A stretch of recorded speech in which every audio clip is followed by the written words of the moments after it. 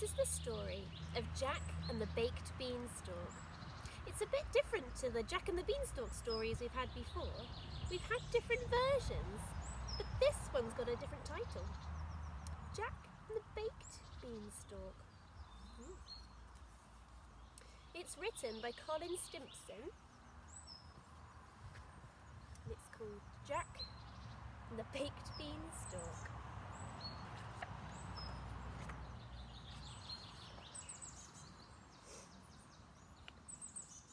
Jack lived and worked in an old burger van with his mum and his dog Bella. Their sign read fast food, which was funny because the van's engine had broken down a long time ago, and the van had stayed in the same place ever since, parked on the edge of a busy city. Jack and his mum didn't really mind. They were proud of their little cafe. They kept the place clean, served tasty food, and always had plenty of customers. One winter, the council decided to build a large flyover so that more people could get to work even faster. The old road where Jack's cafe stood was about to be closed, and soon construction began. At first, things didn't seem very different. Jack and his mum were kept busy feeding the builders eggs and sausages, burgers and chips, and lots of cups of tea. When the flyover was finally complete, they were sad to wave goodbye to them.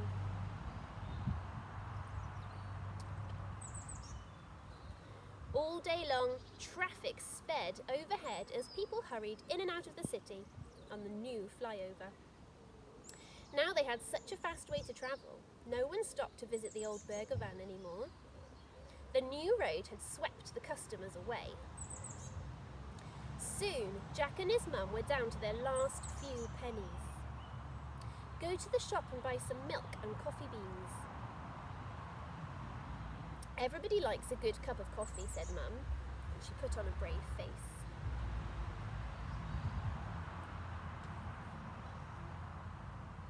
On his way to the shops, Jack met an old man who asked him why he looked so sad. Jack explained about the flyover and his burger van. I think I can help you, said the old man thoughtfully. Forget the coffee beans. These are magic baked beans. I wouldn't normally sell them, but you seem like a boy who'd know their true worth.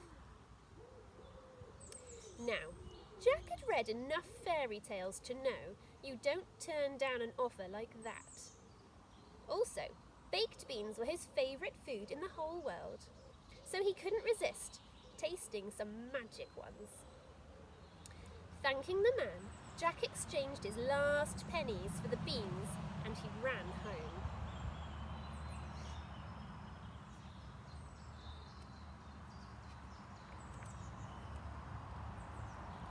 You did what? Shouted his mum when Jack showed her the can of baked beans. But Mum, they are magic baked beans, the old man promised. Jack argued, realising how silly he sounded. Furious, his mum threw the can out of the window and sent Jack straight to bed without any supper. Oh dear.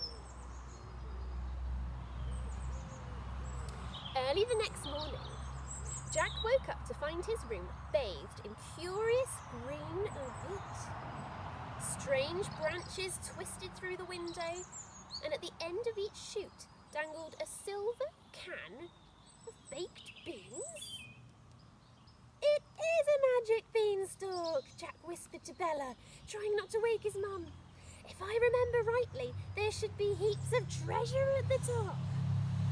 After hurriedly eating his breakfast of the best baked beans Jack had ever tasted, he crept outside.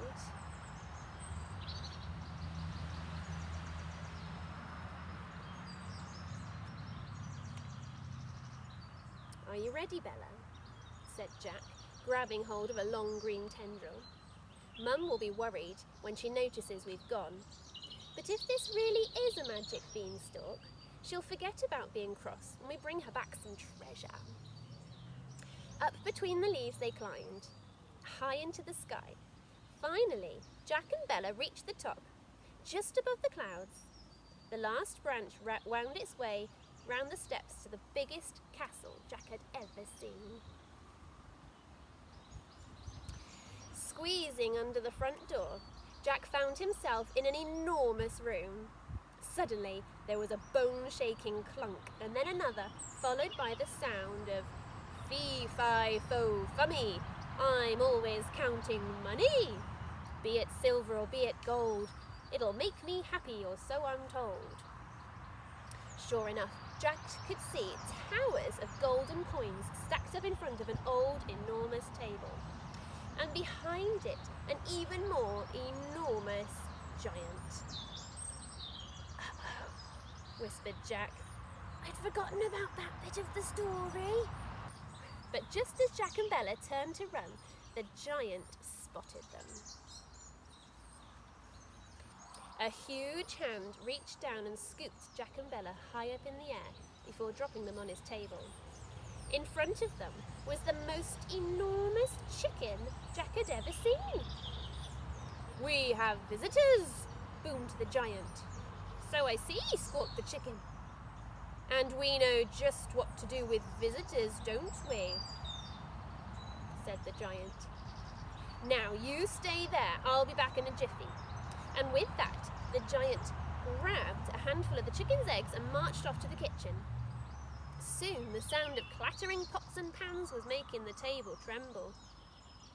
Is he going to eat us, chicken? Squeaked Jack with fear. Don't be silly, cackled the chicken.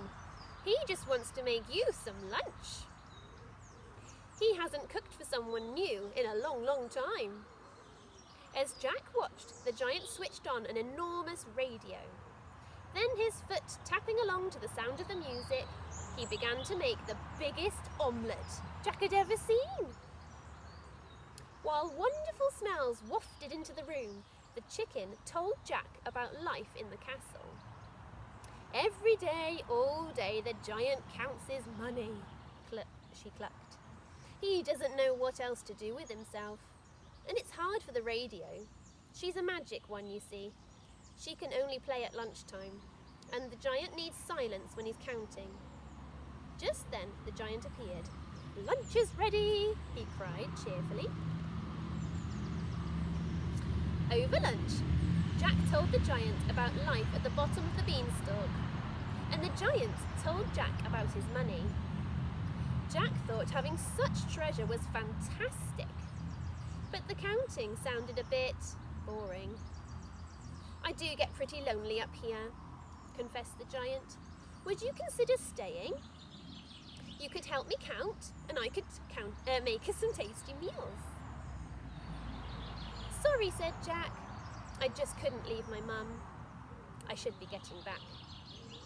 Can I come with you? Sang a small voice. Jack and the giant turned to the radio in surprise. I want to play songs all day, and I've always wanted to stretch my wings, clucked the chicken. The giant looked glum. But he agreed his friends deserved a change after all their years in the castle. With a heavy heart, the giant walked them all the way to the top of the beanstalk. Are you sure you won't come with us? Asked Jack. If this really was the fairy tale, you'd be chasing us all the way down. I'd love to, said the giant sadly.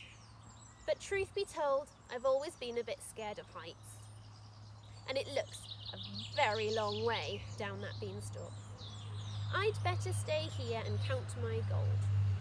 So Jack and Bella climbed onto the chicken's back, and clutching the radio, they began the long journey back down to the ground. Goodbye, goodbye, hollered the giant, waving his handkerchief. Do come again soon.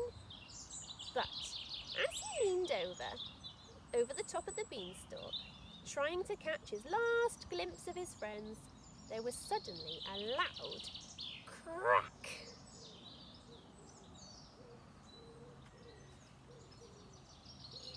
Snap went the beanstalk, and down, down, down fell the giant. Crash, bang, wallop, right on top of the new flyover.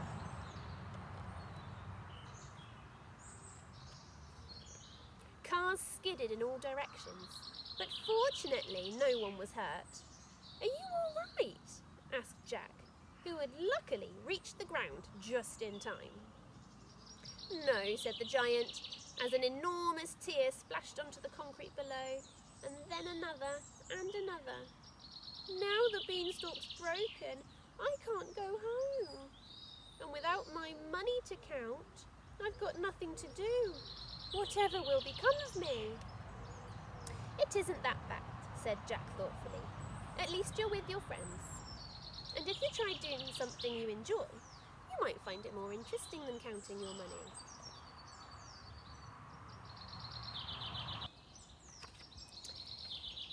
And that is the story of how the Baked Beanstalk Cafe became the famous place it is today.